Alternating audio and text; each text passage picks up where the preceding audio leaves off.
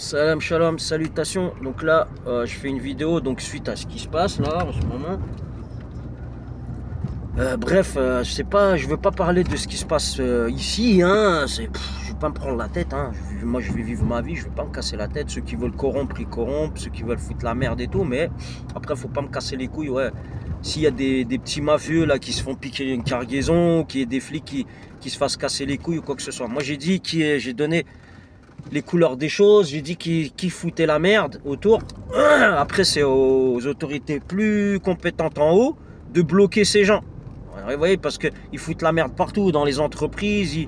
C'est eux qui créent la crise en France. Voilà, à petite échelle, moi, ils me cassent les couilles aussi. Voilà, donc le sionisme et les mafias qui y sont liées, hein, grâce au Sayanim, tout ça. Donc moi, je ne vais pas m'étaler trop sur ça. Mais ce que je veux parler, c'est qu'il y a des choses qui ont été faites, des escroqueries, d'accord? Quand j'ai dit que moi, j'ai fait appel, hein, avant de venir ici, hein, je vous le dis, hein, moi, je suis transparent. Mais de toute façon, c'est mort. Hein. Ceux qui ont corrompu quelque chose, c'est mort. Ça a dû être cramé. Dites ce que vous voulez, faites ce que vous voulez. Moi, j'ai dit les choses, mais bien après avoir agi. Donc moi, j'ai envoyé un message au service de corruption. D'accord? Pourquoi? Parce qu'en étant en Moselle, on a enfreint beaucoup de lois contre moi. D'accord? Il y en a, ils ont choisi de faire, de me vendre un véhicule. Donc j'avais pas les moyens, donc j'avais du mal à trouver du travail là-bas. Et en plus, on me bloquait pour ne pas trouver que je puisse trouver du travail. Hein? Bref, je vais pas m'étaler sur ce sujet aussi. J'ai déjà fait des vidéos sur ça. Mais on m'avait vendu un véhicule, donc on avait acheté avec un pré-CAF, vu que j'avais pas trop les moyens, pour que je puisse aller voyager, pour que je puisse aller travailler plus loin, parce que dans la zone de Sarreguemines, tout ça, on bloquait au niveau du travail. À chaque fois, on me sortait des excuses, alors qu'il y a des boulots sans avoir de compétences réelles, ça veut dire des compétences élevées.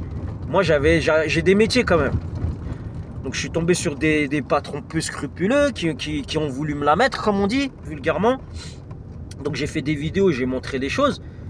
Et voilà. Et là, en fait, quand on a acheté le véhicule, là, c'était une petite Peugeot, là.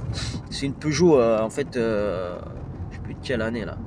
C'est une 207, hein, essence, 3 portes. Donc on l'a acheté. Et les surprises ont commencé. Ça veut dire que j'ai commencé à avoir une panne directe à la livraison du véhicule.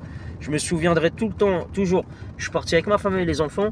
Il faisait hyper chaud. Et une 205, il n'y avait pas de clim dedans. Les enfants, ils étaient encore plus petits que maintenant. Et ils crevaient de chaud, je me souviens. On est allé chercher le véhicule. Le mec, il m'a dit, ouais, voilà, je vous donne le véhicule, il est prêt et tout. Donc je lui fais confiance. Je prends le véhicule et tout. Panne de charge de batterie. Donc je le contacte et tout. Ouais, il me sort, ouais, je suis dans un anniversaire, dans un mariage, je sais pas quand ça va me sortir. Du genre, il me dit, démerde-toi, quoi. En fait, je me suis démerdé. Donc on avait des câbles, bref. On s'est démerdé. Je l'ai redémarré, je l'ai amené là-bas. Donc le garage qui devait le prendre en charge, c'est un voisin qui était derrière son garage de stockage de véhicules, puisqu'il vendait des véhicules qui venaient d'Allemagne. Donc il m'a dit, tu le laisses là-bas. Et le mec là, il va le prendre en charge. Donc le mec, il a fermé son garage entre temps quand je relançais pour qu'il me répare le véhicule et tout, pour savoir où ça en était. Et comment dire, il a fait quoi? Il a rechargé la batterie. Hein, je vous dis ce qu'il a fait. Il a rechargé la batterie. Et il m'a donné le véhicule. Parce que moi en fait, j'ai un minimum de connaissances en mécanique. Il a juste rechargé la batterie. Il m'a dit non, elle est bien et tout, ça recharge. Et je prends un voltmètre devant le mec là, devant son collègue. Et je vois que ça charge pas. Je lui dis, mais vous voulez me redonner le véhicule avec le même problème? Je lui dis, mais vous êtes normal, vous, quoi. Il reprend le véhicule, il me dit, ouais, laissez-le moi, je vais voir. Donc, je lui laisse le véhicule. Il commande un autre alternateur. Voilà. Après, il me dit, ouais, on va vous livrer le véhicule. Parce que je lui dis, ouais, on a cassé notre pipe. Les enfants, ils sont venus, il fait chaud et tout. Vous me faites revenir et tout, alors que c'est votre problème. Il est garanti le véhicule. En plus, vous avez eu un virement de la CAF direct et tout. Mais moi, je vous dis, hein, ça, ces gens-là, entre parenthèses, c'est des sionistes ou des gens faisant partie de mafia qui sont bien ancrés là-bas dans la région. Mais moi, je sais que c'est le sionisme qui fait ça. Parce que là-bas, on va dire, c'est la ruche du sionisme. Vous voyez? Dites à qui vous voulez, regardez même, je vais vous donner un truc. Regardez sur Arte, il y a un documentaire sur le sionisme, sur Bah sur les, ouais, sur les groupes sionistes et tout, vous allez voir, mettez la Moselle, vous allez voir que là-bas, c'est la région de France où il y a la plus de concentration. Voilà. Voilà, d'où le problème que j'ai. Et là, je viens d'envoyer encore un mail pour relancer l'avocat. Parce que là, on est au stade depuis, ça fait un an, hein, on est au stade de l'huissier, mais pff, ça bouge pas. Il me dit, ouais, l'huissier lui a renvoyé une lettre et tout. Du genre, normalement, là, il doit douiller, là. Là, il doit me rembourser les pièces, parce que moi, j'ai pas mis les mains d'œuvre. Quand il m'a donné le véhicule, déjà, il n'avait pas fait la carte grise. C'est un véhicule qui était immatriculé d'Allemagne. Donc, je pouvais plus le véhicule, je pouvais le bouger pendant un certain temps. Après, je pouvais plus le bouger. Donc pour refaire la carte grise, ce malin, il a fait exprès, ouais, j'ai pas le temps pour l'instant et tout, ou sinon amène-le et tout. Et je me fais contrôler par les flics, il me dit, si vous rebougez le véhicule, il va aller à la fourrière. Donc le mec, je lui dis, il me dit quoi? Il me dit, bah ouais, bah faut que tu te démerdes. Je lui dis, bah amène une dépanneuse. Vu qu'on peut pas le bouger le véhicule sur la voie publique, tu t'amènes une dépanneuse, tu la mets sur plateau et tu l'emmènes. Et tu te démerdes avec. Non, le mec, il me dit non, je peux pas et tout, j'ai pas de plateau. Non, non. Il veut même pas se démerder, le mec. C'est pour vous dire, en Moselle, j'ai vécu des choses. Et là, j'ai changé de région, je connais personne ici. Rien. Et ça recommence. Ça veut dire que je retombe sur des gens corrompus, des gens, je sais pas, l'argent qui circule, c'est de l'argent sale et tout. Il y a personne qui les attrape, je comprends pas là. Donc le mec, je retourne à l'histoire. Le mec, il fait quoi? Il me laisse le véhicule, donc pas de carte grise. Alors là, la date de péremption de la carte grise provisoire, elle est arrivée. Donc, fallait faire quoi? Refaire le contrôle technique. Donc, le mec, il me dit de prendre en charge le contrôle technique. Alors que le véhicule de la garantie, normalement, c'est lui qui s'occupe de tout. Sinon, il me rend l'argent. Mais là, c'était la CAF qui devait rendre l'argent. Et Wallah al-Adim, le mec sans scrupule, il me dit, le véhicule, tu l'amènes. Voilà, je lui dis, bah, donne-moi une adresse d'un contrôleur technique que tu connais. Comme ça, moi, je voulais plus de problème. Je veux que ça se résolve vite. Non, le mec... Il me dit, ouais, d'accord, je te donne une adresse et tu te démerdes. Donc, j'ai amené le véhicule, je me fais contrôler par les flics, comme par hasard. Hein, c'est comme par hasard, hein, ça tombe comme ça, un barrage. Donc, les flics, ils m'attrapent, ils me disent, bon, tu fais une fleur, la prochaine fois, tu le bouges pas. Je dis, ouais, ben voilà, c'est un monsieur, il m'a vendu le véhicule, voilà le problème. Non, non, non. Après, il m'a fait une fleur pour ça, parce qu'il a vu que j'étais avec un mec qui n'était pas réglo et j'avais pas le choix, en fait. Et j'avais pas les moyens, voilà, j'avais les gosses avec moi et tout. Bref, je le ramène au contrôleur technique. Wallah l'adim, le contrôleur technique, il me dit, je le connais depuis qu'il est petit. Il m'a dit, tu lui rends le véhicule et je vais lui parler. C'est à lui de prendre en charge. Le catalyseur était mort. Le mec, je l'appelle, le vendeur. C'est un jeune, hein, le vendeur. C'est un jeune couple qui revendent des véhicules. Le mec, je lui dis, s'il te plaît, voilà, ton véhicule, il a quoi? Tu le prends en charge, s'il te plaît. Je lui dis, voilà, moi, tu vas pas, je lui ai fait comprendre gentiment, tu vas pas me la mettre. Tu prends le véhicule et voilà, et je sais pas, tu rends l'argent ou je fais. Il me dit non, non, non. Il me dit moi j'ai rien à foutre, j'ai rien à faire avec tes histoires là. Genre il m'a parlé comme ça, hein. Il m'a dit ouais, moi je m'en fous, hein. T'as dû mettre un mauvais carburant le jour où t'as eu la livraison du véhicule, où il y a eu un truc comme ça. Il m'a dit est-ce quel carburant tu t'as mis déjà? Le mec vraiment un taré dans sa tête. Oh là là, mais il me pose des questions du genre à me remettre les choses sur mes épaules et tout.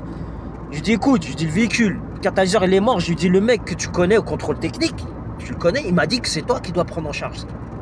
Voilà.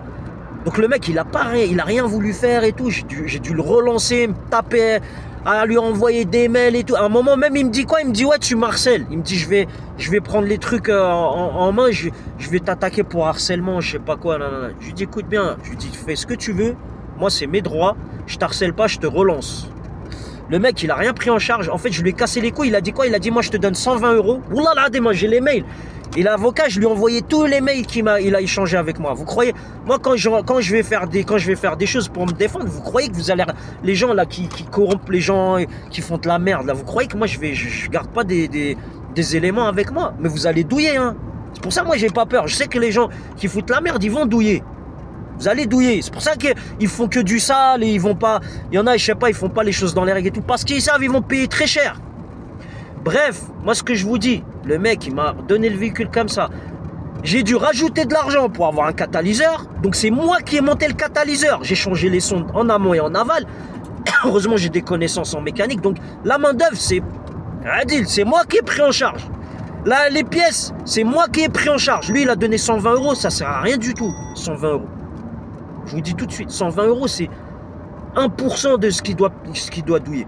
Wallah l'adim, il m'a donné...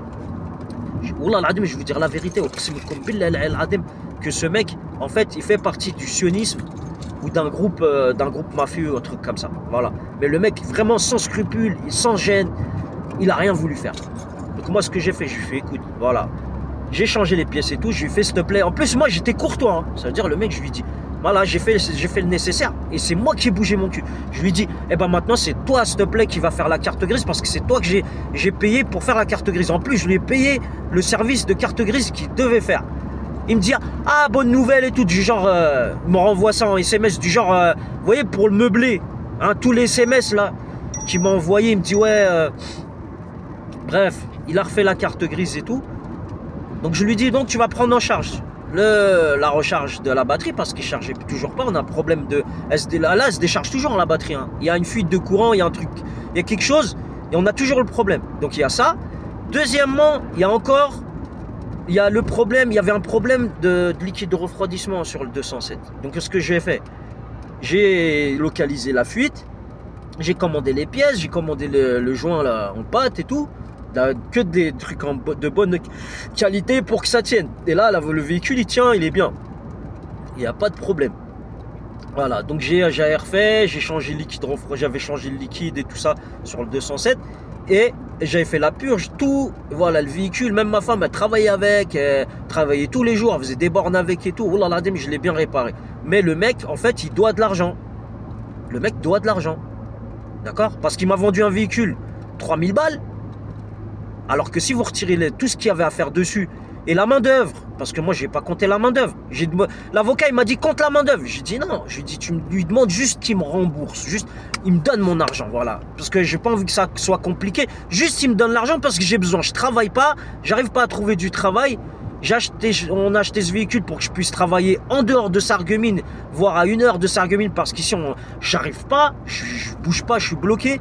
Et ils ont pas bougé une cacahuète. Et même l'avocat là, Wallah al-Adim, il a dit j'ai envoyé à l'huissier et tout. Voilà, c'est Maître Louvel à Metz. Je le dis.